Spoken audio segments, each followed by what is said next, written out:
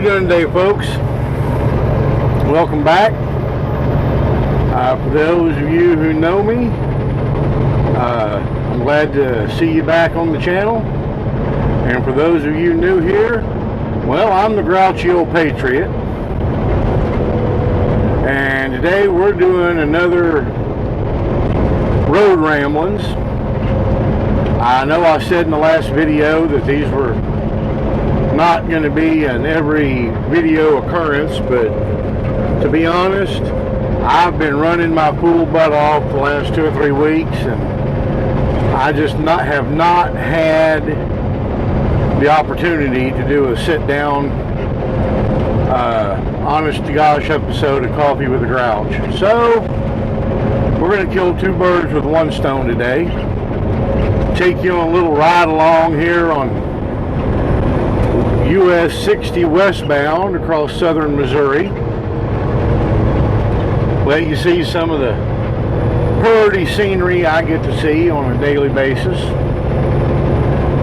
And at the same time, we're going to let you listen to the old Grouch ramble on about a few things.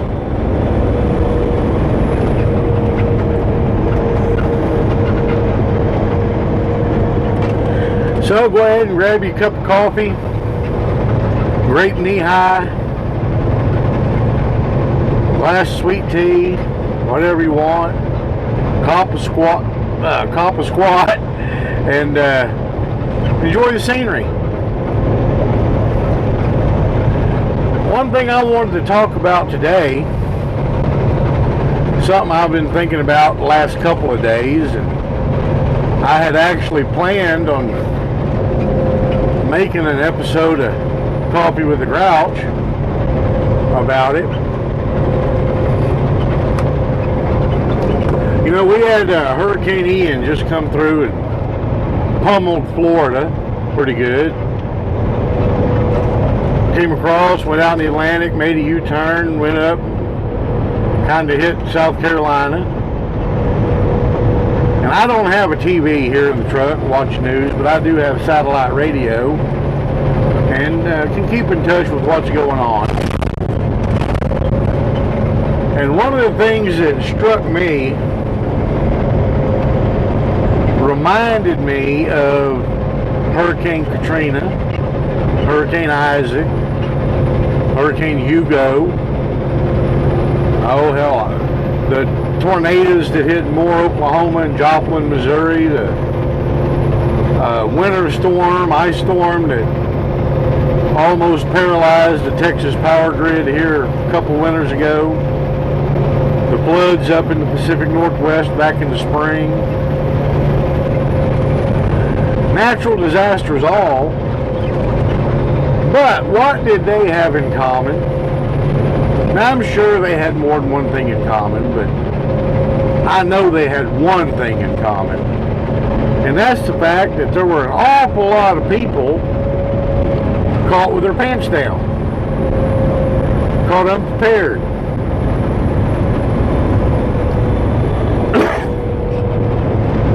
Wanting to know, where's FEMA? Where's the National Guard? Where's the governor? Where's the president? We need help. Where's our relief check? Where's our bottled water? Where's our food? We need to be evacuated.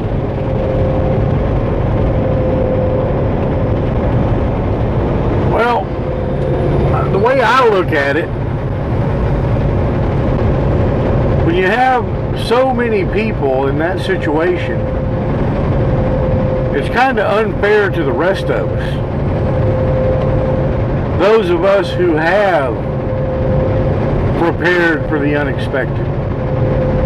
Those of us who pay our taxes and have better things for the government to do with our money than to go take care of somebody who had the mindset that it will never happen to me. You know, it don't take a whole lot of planning. It don't take a whole lot of effort to be a little bit prepared. It's a state of mind. It's a mindset. when you get in the habit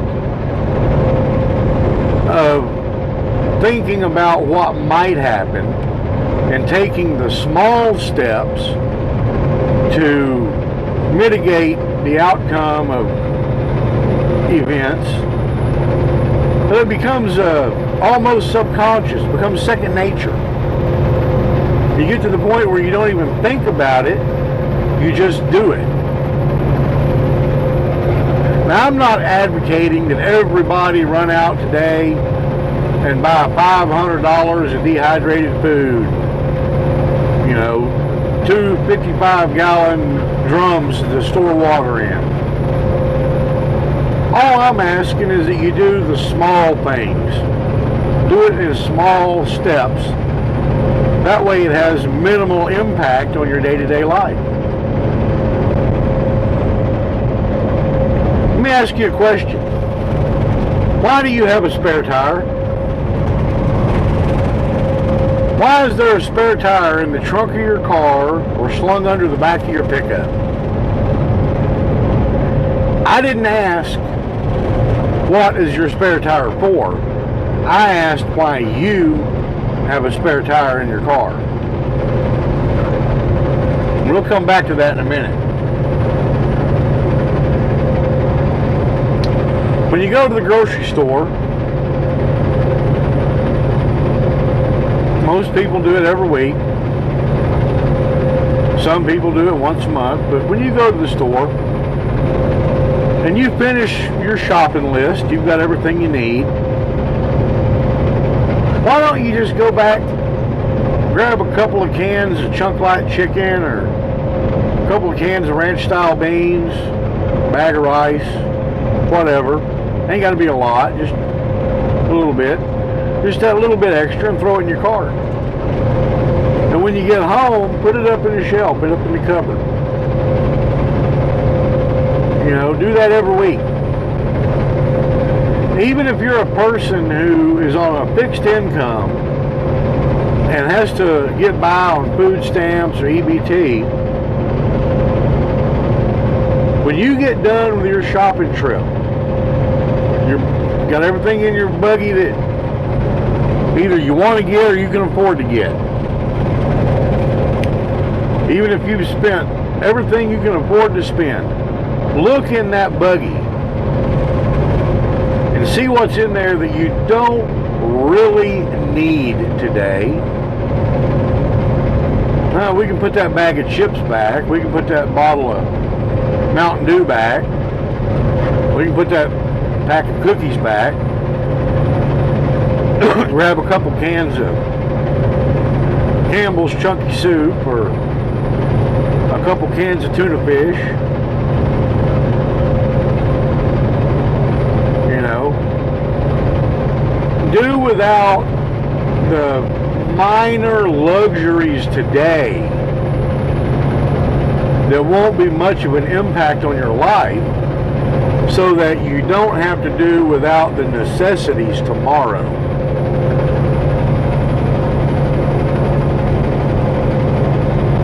You know, people say, oh, well, prepping's too much of an effort. Well, there is a little bit of effort involved, but I'm not asking everybody to be a full-on homesteading prepper that grows their own vegetables and grows their own livestock. If you can do it and you want to do it, that's wonderful. A lot of people live in the city, live in the suburbs. They can't grow a big plot of vegetables. They can't raise chickens and goats, whatever. They got to do what they can do. And if you do it in small steps, it don't take that much effort, and it don't take that big of don't make that big of an impact on your wallet. Here's an easy one. Everybody knows you got to store water, right? Well, instead of buying 5 1-gallon jugs of water, why don't you do this? Every time you go to the store, let's say that you like that black cherry sparkling water, and every time you go grocery shopping, you pick up 2 1-liter bottles of it, $1 a piece, 50 cents a piece, whatever they are. Okay, that's fine. When you get done with that 1-liter bottle of sparkling water, instead of throwing that bottle away, rinse it out with some boiling water, clean it out good, fill it up with tap water, add a couple of drops of plain bleach to keep the water disinfected, put the lid on it, seal it up, and slide it under your sink. Even if you live in an area that doesn't have the best tasting tap water,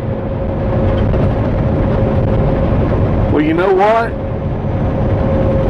When disaster happens and you need that water, you'll be glad you have it.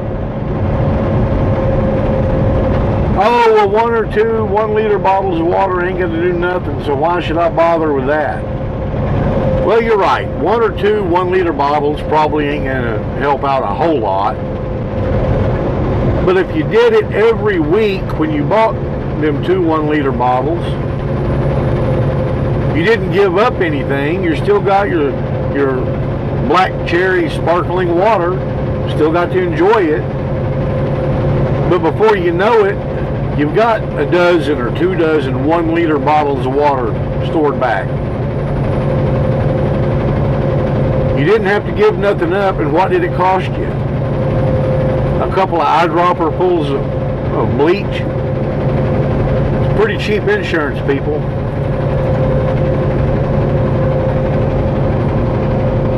You know, you're walking through Walmart, or you're walking through Harbor Freight. Look around, see what's on sale, see what's on clearance. That ain't going to cost you an arm and a leg that might help you out one day.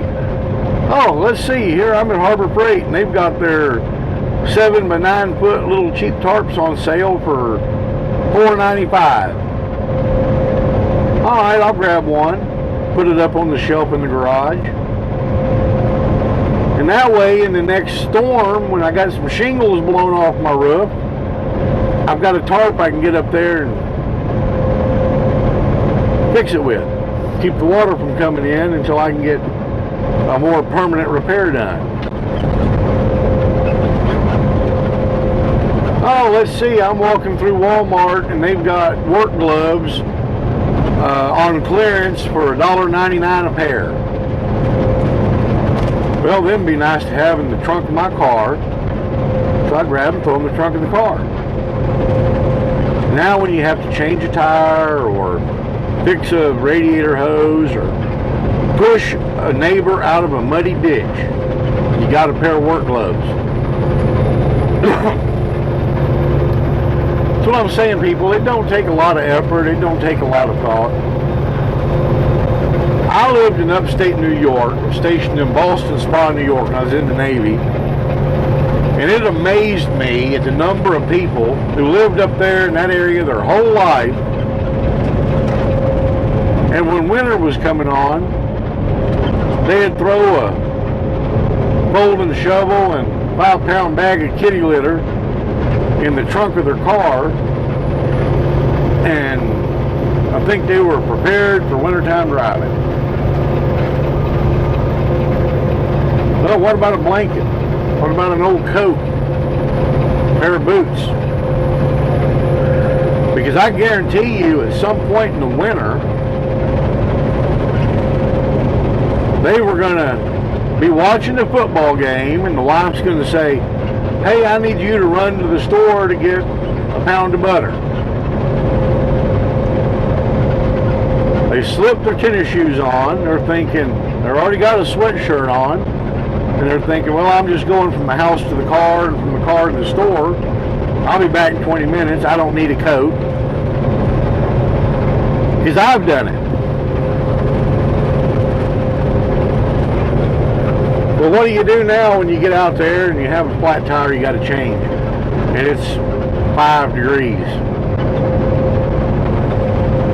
Or you get out there and you slid off the road, or the car in front of you slid off the road, and you got to get out and help him get pushed out of the ditch or get yourself out of the ditch. Now you're out there traipsing around in the slush in your tennis shoes with no gloves and no coat, that 5-pound bag of kitty litter in your trunk, it ain't going to keep you warm. People don't think anymore. They don't think ahead.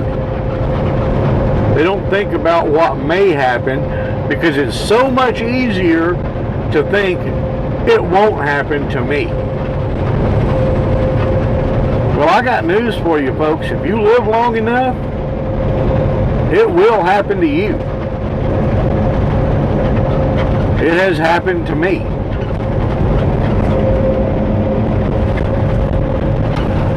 Am I asking you to go out there and dump $500 on dehydrated food, get 18 55-gallon drums to store water in? No, I'm not. But I am asking you to do a little bit to help yourself, so that you're not the one that needs to be rescued when hard times hit, when bad circumstances hit. Back to the spare tire. I asked, why do you have a spare tire? And of course, the thought that went through most of your heads was, in case I have a flat. Well, no, that's what the spare tire is for. But if you're totally honest with yourself, and you're honest with me, the reason you have a spare tire in the trunk of your car, or under the back of your pickup, or hanging on the back of your Jeep, is because, well, it was there when I bought it.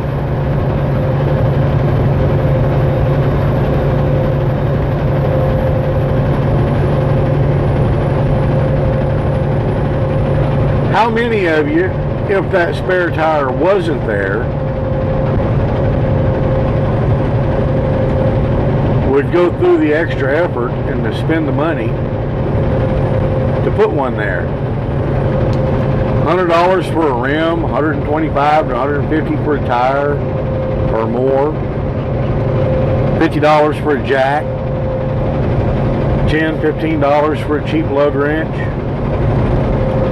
just so you can change a flat tire that may or may not happen once every 2 or 3 years. Are you really going to go drop $300 on something that might happen? Well, most of you probably say, well, yeah, I'd do that.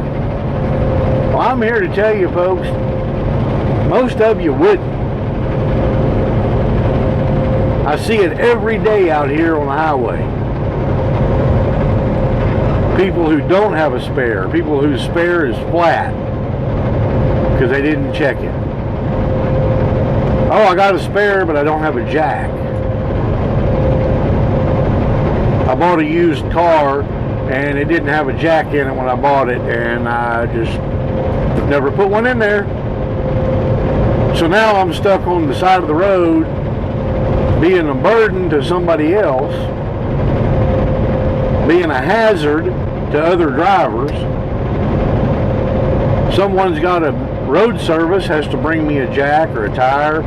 A family member has to bring me a jack or a tire,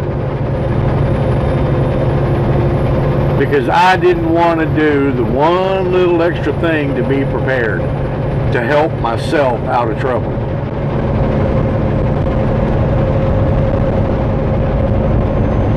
Don't be that person, please.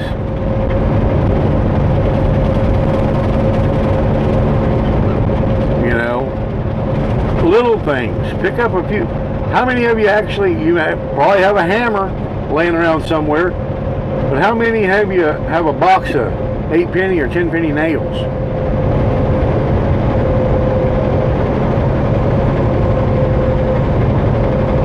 Oh, you got some trash bags. limb comes through a window in a windstorm, oh, I can fix it, but how many of you's got actually a roll of duct tape? And I mean a full roll of duct tape, not that eighth of a roll that's been torn into strips that's stuffed in the junk drawer.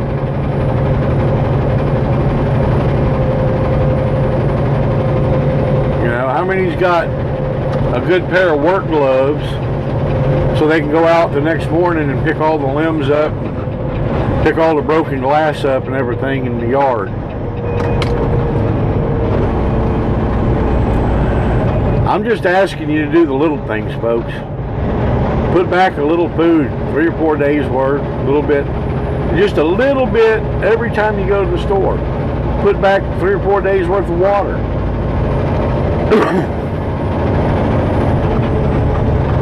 You know, that big roll around trash bin that you put your garbage in and take down to the curb once a week for the garbage men to pick up. How about having some contractor size liners to go in that? And that way in a bad storm you can put a liner in it, put it under the eave of the house and catch water. Oh, that's gross, I'm not going to drink that water. Well, no. Maybe you don't want to drink that water, but you know what you can do with it? You can flush the toilet with it.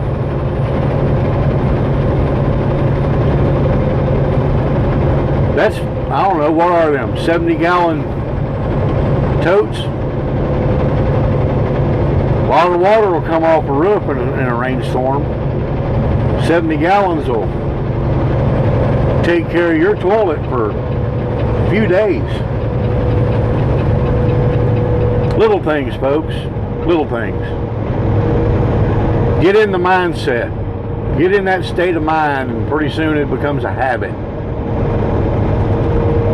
And your family will appreciate you for it. Your neighbors will appreciate you for it. The taxpayers will appreciate you for it. And I know there's probably a policeman or National Guardsman that don't have to come rescue you. They'll appreciate you for it. And that's really about all I got today, folks. I'm glad you got to go on a little ride along with me. See some of the pretty scenery I get to see on a day-to-day basis. Get over here to Springfield. I'm going to jump on I-44, head down through Joplin and Tulsa, and get on to the house. I'm leaving tomorrow. I've already been told they're going to load me up as soon as I get in today. Load me up. I'm leaving tomorrow, going to Hereford, Texas. That's down southwest to Amarillo. That'll be a pretty quick run. One overnight. I'll be back home Wednesday. Leave tomorrow. I'll get home Wednesday afternoon.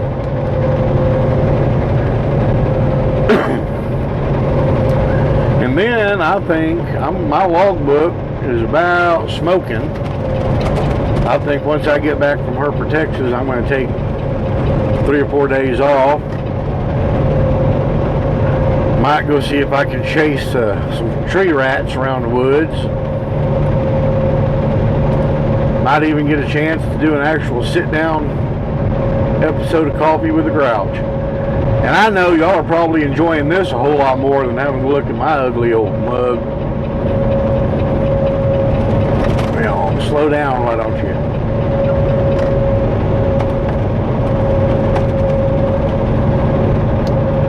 But I'll see y'all in a few days, folks. And better yet, y'all will see me in a few. And as always, may Liberty's torch light your path.